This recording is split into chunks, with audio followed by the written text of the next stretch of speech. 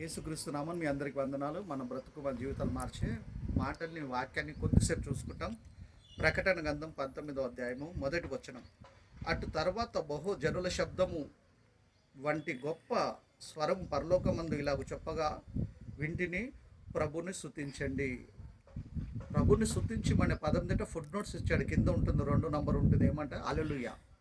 Greek పదంలో రాయబడిన హల్లెలూయా అంటే ప్రభుని స్తుతించండి. మన మాతృభాషలో మనం మాట్లాడుతున్న తెలుగు లేదంటే ప్రభుని స్తుతించు మనం చెప్పినప్పుడు దేవుడికి మహిమ, దేవుడికి ఘనత, దేవుడికి కృతజ్ఞత స్తుతులని మనం చెప్పాలా.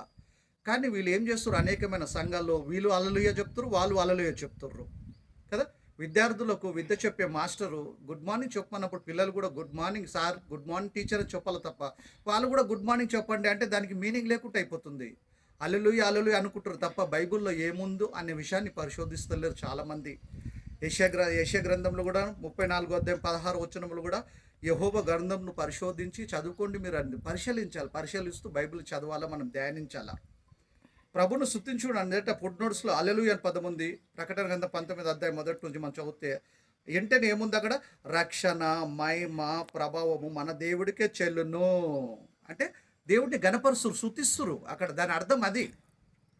కనుక రోమపత్రికలు కూడా చూస్తే 16వ అధ్యాయము 16వ వచనములు మనం చూస్తే పవిత్రమైన ముద్దు పెట్టుకొని ఒకరికొకరు వందనములు చెప్పండి, క్రీస్తు సంఘములన్నీ మీకు వందనములు చెప్తున్నాయని తప్ప ప్రైజ్ ది లార్డ్ అనే పదం ఎక్కడ లేదు. అందుకే బైబిల్లో లేని పదాన్ని దేని మనం వాడకూడదు. వందనములు అని ఒక మనిషిని విషయాలంటే వందనములు అని చెప్పాల. ఒకవేళ అదే పదాన్ని గ్రీకులో కాదు, అదే పదము ఇంగ్లీష్లో అలా ఉందేమో, ప్రైజ్ ది లార్డ్ అని చూస్తే ప్రైజ్ ది లార్డ్ అని ఇంగ్లీష్లో కూడా లేదు. ఏమని ఇంగ్లీష్లో స్వెల్యూట్ అని ఉన్నది, గ్రీటింగ్స్ అని ఉంది, కానీ వందనాలు ప్లస్ ప్రైజ్ ది లార్డ్ మాత్రం లేదు. కొంతమంది ఏదో ఇంగ్లీష్లో అలా ఉందేమో అనుకుంటారు, కానీ ప్రైజ్ ది లార్డ్ అన్న పదం ప్రైజ్ ది లార్డ్, ప్రైజ్ అంటే స్తుతి, లార్డ్ అంటే ప్రభుని స్తుతించుమని చెప్పటమే తప్ప ఒక మనిషిని విష్ చేయటం కాదు దాని అర్థం హల్లెలూయా అన్న, ప్రైజ్ ది లార్డ్ అన్న. కనుక మనం స్పష్టంగా మన మాతృభాషలో దేవుడు బైబిల్ రాయించాడు కనుక మనం ఎవరినైనా పలకరించేటప్పుడు వందనములు అని చెప్పాలా.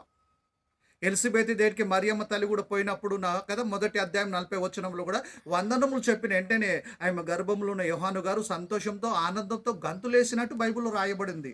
అనేక చోట్ల మనం చూసుకుంటూ పోతే వందనములు అనే పదం ఉంది తప్ప ప్రైజ్ ది లార్డ్ అనే పదము లేదు. ఈ సమయాన్ని ఇచ్చిన దేవుడికి యేసుక్రీస్తు నామమున కృతజ్ఞతాస్తుతులు.